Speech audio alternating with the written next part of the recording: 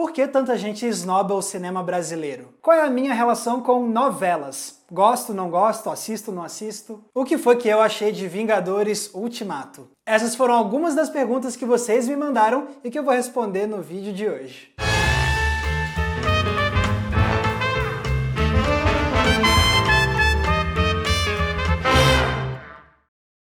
Vitor Munerato, que livro você leu que ainda não tem uma adaptação cinematográfica e gostaria muito que tivesse? Um deles é O Oceano no Fim do Caminho, do Neil Gaiman, que eu acho que daria um excelente filme dirigido pelo Hayao Miyazaki. Eu acho que essa história tinha que ser adaptada em animação e, de preferência, pelo Miyazaki. Porque é uma história que tem muitas das sensibilidades que a gente já viu em vários filmes desse diretor de animação, né? A gente tem uma história sobre magia, fantasia no mundo real e como isso tudo é percebido pelos olhos de uma criança. E eu acho que a animação tradicional ficaria fantástica para dar vida aos momentos mais fantásticos, né? Então, momentos em que você tem imagens que são muito surreais, eu acho que ficaria muito legal com uma animação. Obviamente ia ter que dar uma cortada em alguns conteúdos mais adultos que tem no livro, mas eu acho que ia conseguir manter a essência do livro perfeitamente.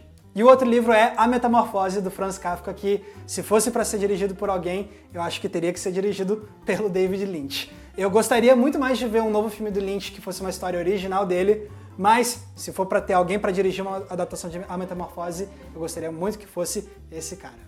O André Silva. Como foi conhecer uma lenda da dublagem? Guilherme Briggs. Pra quem não sabe, eu estive na TNT para comentar o Oscar na live deles do YouTube e eu conheci um monte de gente fantástica, mas uma das pessoas que eu conheci foi o Guilherme Briggs e eu fiquei muito feliz de conhecer ele porque eu cresci ouvindo a voz dele nos desenhos animados, obviamente, e eu tive que fazer um vídeo muito específico com ele, que é esse aqui. Eu tô aqui com o Superman. Superman não, eu sou o Grinch. Max, traga minha capa. Games Spill, Luiz Lopes, Gabriel Ritter e João Adalto Nogueira de Souza me perguntaram o que eu achei de Vingadores Ultimato. Eu simplesmente adorei Vingadores Ultimato. Eu acho que ele conseguiu levar adiante muito bem a história iniciada em Guerra Civil, sem parecer um repeteco completo. Esse era o meu grande medo com o filme. Eu acho que o Ultimato conseguiu criar uma identidade muito própria e levar adiante o senso de aventura e o senso épico, sem parecer realmente a mesma coisa que a gente tinha visto com o capítulo anterior. E agora eu vou comentar umas coisas que tem spoilers de Vingadores Ultimato, então se você não viu o filme, pula para esse minuto aqui. Uma das coisas que eu mais gostei de Vingadores Ultimato e que eu achei bem corajoso é como eles trouxeram um lado bem sensível e tocante para essa trama que tinha tudo para ser só 3 horas de sequência de ação ininterrupta. Então, no sentido de ter um pedaço muito grande do filme em que a gente só vê os personagens em luto, lidando com os seus sentimentos, tentando entender como lidar com a nova realidade após perder tantas pessoas queridas. Como o filme pegou os primeiros Vingadores do MCU e conseguiu desenvolver os dramas pessoais de cada um deles, falando sobre amor, sobre amizade, sobre família, e cada um tendo a sua linha dramática muito bem desenvolvida individualmente e amarrado com o conjunto. E, em especial, aquela cena final do Capitão América dançando com a Peggy não era jamais o plano final que eu imaginaria para um filme de Vingadores que encerra 10 anos de MCU, e porque é um momento tão íntimo, um momento tão doce, um momento tão calmo e que realmente para mim me surpreendeu e foi para mim perfeito para a história que estava sendo contada. Eu acho que vai ser um dos planos finais assim de blockbuster mais memoráveis, pelo menos para mim, pelo restante dos próximos anos aí. Mamona da Deep Web. Qual você acha que é o maior problema dos brasileiros não valorizarem filmes nacionais? Você acha que o problema está nas pessoas que não gostam de sua cultura, do cinema estrangeiro que ofusca o brasileiro, ou o cinema nacional realmente não está produzindo filmes bons atualmente e merece ser esnobado? Obviamente, eu não acho que o cinema brasileiro mereça ser esnobado hoje em dia, porque tem coisas muito, muito boas sendo produzidas aqui no Brasil atualmente. Eu diria que o grande problema nessa hora é realmente a concepção que que uma enorme parte do público brasileiro tem sobre o que é o cinema nacional. Porque é muita gente que olha quais são os filmes brasileiros que estão passando no cinema e acha que o cinema nacional se resume àquilo. Então, muitas vezes são filmes que têm um orçamento de marketing muito grande para chegar em salas do país inteiro ao mesmo tempo e que tem grandes estrelas, então, por exemplo, as comédias da Globo. Então, muita gente só ouve falar desses filmes e acaba achando que é isso que representa o cinema brasileiro quando a gente tem um monte de outras coisas sendo produzidas. Indo desde animação, musicais, terror, suspense, dramas belíssimos, a gente tem uma variedade sim de coisas sendo criadas aqui no Brasil e muitas pessoas não fazem ideia que essas obras existem e eu acredito realmente que se mais gente descobrisse o que está sendo feito e fosse realmente ver esses outros filmes que não são tão grandes assim em termos de orçamento ou de alcance de marketing, eu acho que muita gente acabaria se surpreendendo e encontrando coisas das quais gostariam muito. E a verdade é que eu tô repensando bastante o meu papel nessa história toda, como alguém que pode tentar apresentar mais coisas do nosso cinema pro público do Entreplanos, então, inclusive vai ter em breve um vídeo aqui no canal sobre um filme brasileiro recente que eu gostei muito, então eu acho que tá aí, a principal forma de combater esse preconceito é mostrar para as pessoas o que realmente tem de bom sendo produzido por aqui e mostrar que cinema nacional não se resume a um tipo de filme específico que chega em todas as salas do cinema. Vitor Novaes, qual a sua opinião a respeito de sites como o Rotten Tomatoes? Eles ajudam ou fazem o público criar expectativas erradas? Sinceramente, eu não dou muita bola para sites como o Rotten Tomatoes. Eu acho que ele acabou tendo, na verdade, consequências que eu particularmente acho bem ruins, tanto nessa questão da expectativa, então o pessoal já vê uma nota no Rotten Tomatoes antes do filme estrear e já acha que aquilo é a verdade sobre o filme. Eu não gosto muito dessa ideia de que as pessoas vão olhar aquilo como se fosse um indicador objetivo de que aquele é o valor do filme, a nota que está no Rotten Tomatoes, então eu acho que é tudo reduzir demais um debate sobre arte para um valor numérico que, para mim, acaba deixando tudo muito simplório. Então eu realmente, quando o pessoal vem falar sobre porque tal filme tá com tal desempenho no Rotten Tomatoes, eu geralmente olho e tipo, dane-se.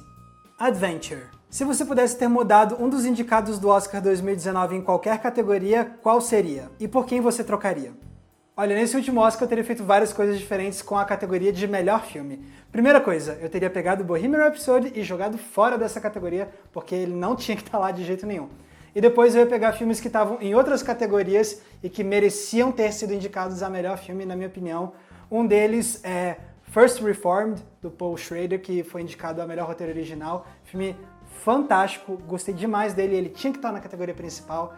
O outro é Minding the Gap, que estava indicado a melhor documentário. Eu sei, o Oscar nunca indica um documentário para a categoria de melhor filme, mas esse documentário Minding the Gap é tão bom, eu gostei tanto dele que eu queria muito que ele tivesse sido indicado a melhor filme. E o terceiro é Assunto de Família, o filme japonês indicado a melhor filme estrangeiro. Foi provavelmente o meu filme favorito do Oscar inteiro, de todas as categorias. Eu gostei demais e eu queria que ele tivesse tido uma oportunidade de brilhar ainda mais nessa cerimônia. Nathan Andrade, você assiste ou assistia novelas? Tem alguma cena de novela brasileira que você lembre por ser muito bem executada? Então, Nathan, eu nunca fui fã de novelas, nunca fui de assistir e continuo não assistindo, mas tendo dito isso, teve uma novela quando eu era criança que me proporcionou uma experiência formativa na forma como eu lido com histórias e ficção, que foi A Indomada. Então, o que acontece? Quando eu era criança tinha essa moça que trabalhava lá em casa, que ela gostava muito de A Indomada, e aí teve um dia que eu tava conversando com ela e ela me falou que um dos maiores mistérios da novela era um personagem chamado Cadeirudo. E caramba, quando ela descreveu o que era esse personagem, eu lembro que eu fiquei completamente fascinado. Pra quem não sabe ou não lembra, o Cadeirudo era um cara que atacava mulheres que saíam à noite sozinhas em noites de lua cheia. E então esse era um dos maiores mistérios da novela, quem é o Cadeirudo? E eu lembro que ela descrevendo como ele fazia isso e descrevendo que ele fazia um negócio esquisito com as pernas, de ficar esfregando as pernas. Eu lembro que só a descrição dela me fascinou tanto pelo medo e pelo suspense que eu fiquei muito curioso. E depois a gente descobre que na verdade era uma mulher, o Cadeirudo era uma mulher que atacava outras mulheres da cidade, né? Mas pra mim isso é uma memória muito significativa pra mim, porque é a minha memória mais antiga de suspense. É a primeira memória que eu tenho de uma história ter um mistério com uma identidade que você não conhece e aquilo me puxar pra dentro da história e me prender a atenção. Eu não lembro de nenhuma vez antes eu ter sentido algo similar e depois eu viraria fã de histórias de crimes e de assassinato e de suspense e sempre fascinado com essa questão de quem é a pessoa que está cometendo o crime, e a minha primeira memória disso é com A Indomada. Caio Silveira: o que faz um filme se tornar cult? Porque já tivemos casos de fracassos de bilheteria que são cultuados e amados hoje em dia e filmes premiados que ninguém mais lembra. Essa é uma excelente pergunta que acho que rende, na verdade, um vídeo inteiro e mais completo, mas se fosse para tentar responder de uma forma bem resumida, eu acho que a principal coisa que faz um filme se tornar cult, na verdade, é a mudança cultural com o passar dos tempos.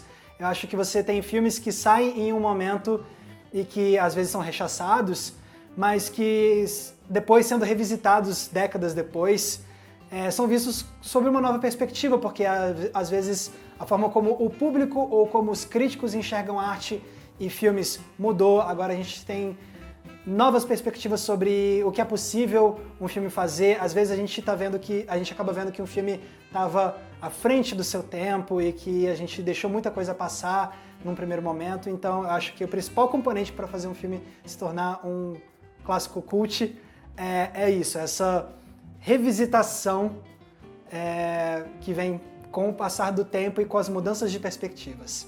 Jonathan Anjos: gostaria muito de saber a sua opinião sobre os produtores estarem ouvindo a internet e alterando o resultado final de filmes conforme a validação de seus trailers. Você acha que a longo prazo isso pode ser usado propositalmente pelos estúdios como teste de aprovação? Bom, Jonathan, eu acho que você está perguntando isso principalmente por conta da história do trailer do filme do Sonic, que teve uma reação tão horrenda que acabou fazendo com que o estúdio anunciasse que vai fazer alterações no visual do Sonic, né, para deixar algo que agrade mais as pessoas. E, assim, sinceramente, eu não acho que isso vá se transformar numa estratégia, como uma forma dos estúdios testarem, porque a verdade é que quando sai um trailer de um filme, ele já está num estágio muito avançado de pós-produção.